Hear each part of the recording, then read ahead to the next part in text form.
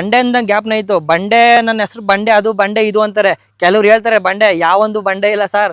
ಬೇಕಾದ್ರೆ ನೀವು ಹೋಗ್ಬಿಟ್ಟು ಅವ್ರ ಮನೆ ಅವ್ರ ಅಡ್ರೆಸ್ ಕಳ್ಸ್ಕೊಂಡು ಹೋಗಿ ಬಂಡೆ ತೋರಿಸಿನ್ನು, ಯಾವನು ತೋರಿಸಲ್ಲ. ಅವನು ಅಷ್ಟೇ, ನಾನು ಅಷ್ಟೇ. ಬತ್ತೀವಾ, ವಿಡಿಯೋ ಮಾಡಿಸ್ತೀವ, ಕೆಲಸ ಸಿಗುತ್ತಾ ರೈತರ ಕಡೆಯಿಂದ, ಹೋಗ್ತೀವ, ಕೆಲಸ ಮಾಡ್ತೀವ. ಕಲ್ಲು ಕೋಲಾರದಿಂದ ತರಿಸ್ತೀವಿ, ಅಂದ್ರೆ ಹೊಸಪೇಟೆಯಿಂದ ತರಿಸ್ತೀವಿ. ತಂತಿ ಅಂಗಡಿ ಇದೆ, ಅಂಗಡಿಯಿಂದ ತರಿಸ್ತೀವಿ ತಂತಿ. ಲೇಬರ್ಗಳಿದ್ದಾರೆ, ಕೆಲಸ ಮಾಡಿಸ್ಕೊಡ್ತೀವಿ. ನೀವು ಇದ್ದು ಕೆಲಸ ಮಾಡೋದನ್ನ ನಾವು ಇದ್ದು ಕೆಲಸ ಮಾಡ್ತೀವಿ, ಸ್ವಲ್ಪ ಪ್ರಾಫಿಟ್ ಅಂತ ತಗೋತೀವಿ ಸರ್. ಇದು ಓಪನ್ ಆಗಿ ಹೇಳ್ತಾರೆ ಸ್ಟೇಟ್ಮೆಂಟು ಸರ್. ಏನು ವಿಷಯ ಅಂತಂದರೆ, ಎಲ್ಲರೂ ಇವಾಗ ತಮ್ಮ ಜಮೀನುಗಳಿಗೆ ಫೆನ್ಸ್ ಹಾಕ್ಸ್ಕೊತಾ ಇದ್ದೀರಾ. ಮಳೆಗಾಲ ಬೇಲೆ ಬರ್ತೈತೆ, ಮತ್ತು ಈಗ ಬೇಸಿಗೆಗಾಲ ಇರೋದ್ರಿಂದ ಎಲ್ಲ ತುಂಬ ಕಡೆ ವಿಚಾರಿಸ್ತಾ ಇದ್ದೀರಾ.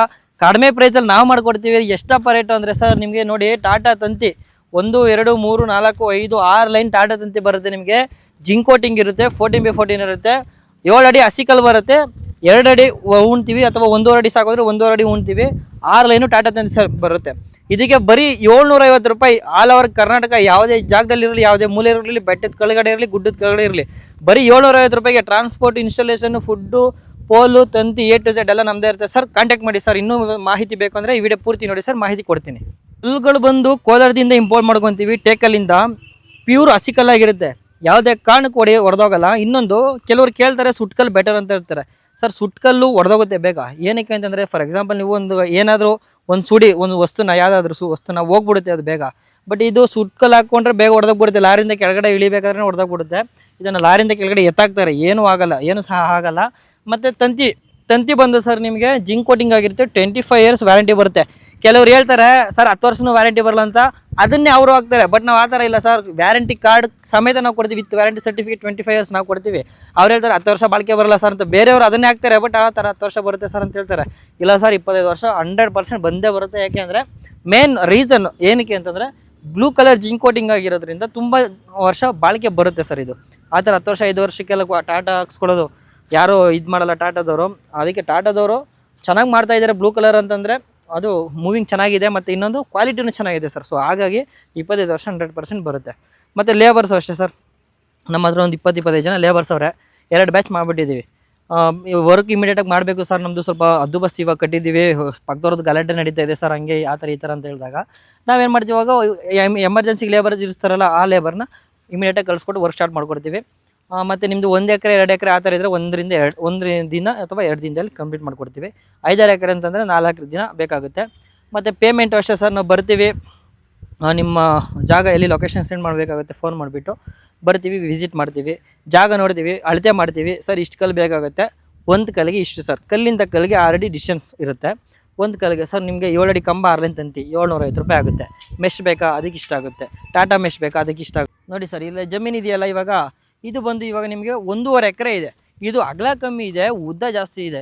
ಇನ್ ಕೇಸ್ ಏನಾದರೂ ಈ ಜಮೀನೊಂದು ಸ್ಕ್ವೇರ್ ಶೇಪ್ ಚೌಕಾಕಾರದಲ್ಲಿ ಇತ್ತು ಅಂತ ಹೇಳಿದರೆ, ಈ ಒಂದು ಜಮೀನಿಗೆ ಬರೀ 180 ಕಲ್ಲು ಇಡಿಸ್ತಾ ಇತ್ತು.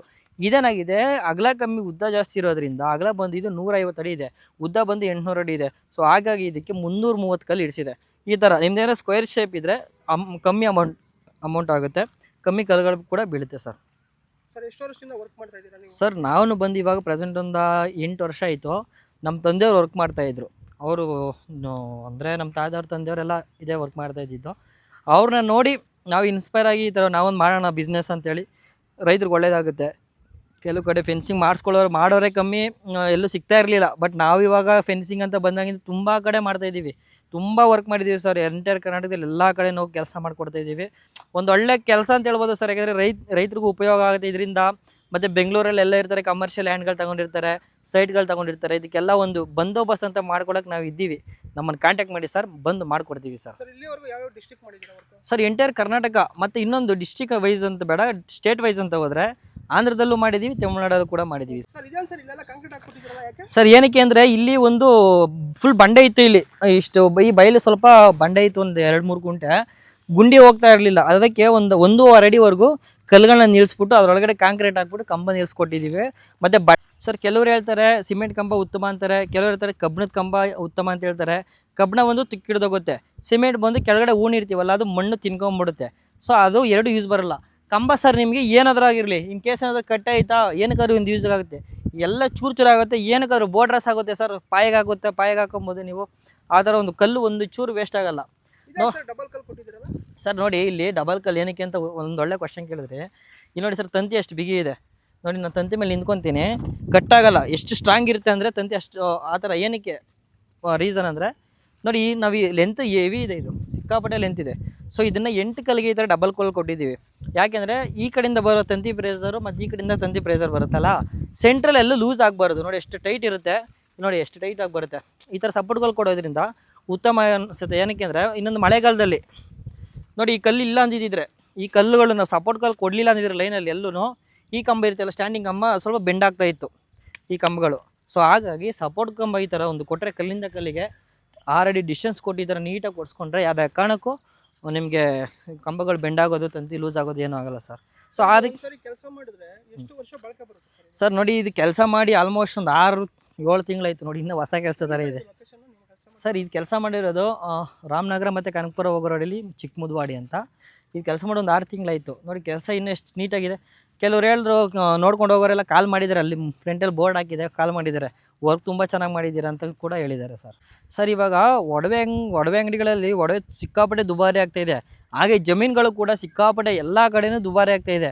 ನೀವು ಎಲ್ಲೆಲ್ಲಿ ಜಮೀನು ಇರುತ್ತೋ ಅಲ್ಲೆಲ್ಲಿ ನೋಟೆಡ್ ಮಾಡ್ಕೊಳ್ಳಿ ಸರ್. ನಮ್ದು ಈ ಕಡೆ ಜಮೀನಿದೆ, ಫೆನ್ಸ್ ಹಾಕ್ಸ್ಬಿಟ್ಟು ನಾಳೆ ದಿನ ನಮ್ಮ ಮಕ್ಕಳಿಗೆ ಫ್ಯೂಚರ್ಗೆ ತೊಂದರೆ ಆಗಬಾರ್ದು. ಇವಾಗ ಅಕಸ್ಮಾತ್ ಅದೇ ಥರ ಬಿಟ್ಟರೆ ಒತ್ತುವರಿ ಮಾಡ್ಕೊಳ್ಳೋದು, ರೋಡ್ಗಳು ಮಾಡ್ಕೊಳ್ಳೋದು, ಒಳಗಡೆ ಹೋಗಿ ಹಾಳು ಮಾಡೋದು ಜಮೀನನ್ನ, ಏನೇನೋ ನಮ್ಗೆ ಗೊತ್ತಿಲ್ಲದೆ ಇರೋ ಥರ ಬೆಳೆನ ಇದು ಮಾಡೋದು.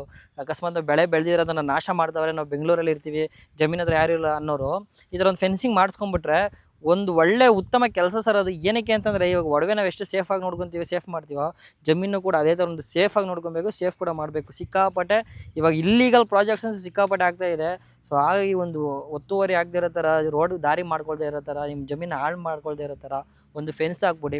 ನಮ್ಮ ಹತ್ರ ಫೆನ್ಸ್ ಅಂದರೆ ಬರೀ ತಂತಿ ಬೇಲಿ ಮಾತ್ರ ಅಲ್ಲ, ಮೆಶ್ ವರ್ಕ್ ಬೇಕಾ, ಒಳಗಡೆ ಹಣ್ಣು ತರಕಾರಿ ಹೂವು ಹಂಪಲ ಏನಾದರೂ ಬೆಳೆದಿದ್ದೀರಾ, ಮೆಶ್ ವರ್ಕ್ ಬೇಕಾ, ಮೆಶ್ ವರ್ಕ್ ಮಾಡಿಕೊಡ್ತೀನಿ ಸರ್. ನಮ್ಮದು ಕಾಡು ಪ್ರಾಣಿಗಳು ಸಿಕ್ಕಾಪಟ್ಟೆ ಇದೆ ಸರ್. ನಾವು ಒಳಗಡೆ ಏನು ಹೋಗ್ಬಾರ್ದು ಸರ್. ಆ ಥರ ಮಾಡ್ಕೊಂಡ್ರೆ 9 ಅಡಿ ಕಂಬ ಗಂಟು ಸಿಗುತ್ತೆ ನಮ್ಮ ಹತ್ರ, 6 ಅಡಿ 7 ಅಡಿ ಮೆಶ್ವರೆಗೂ ಸಿಗುತ್ತೆ ಸರ್. ನಮಗಿಲ್ಲ ಜಸ್ಟ್ ಬಂದೋಬಸ್ತ್ ಸಾಕು, ಊರಲ್ಲೇ ಇರೋದು ಜಮೀನು, ಬಂದೋಬಸ್ತ್ ಆದರೆ ಸಾಕು ಅಂದರೆ ತಂತಿ ಬೇಲಿ ಇನ್ಸ್ಟಾಲೇಷನ್ ಮಾಡ್ಕೊಳ್ಳಿ.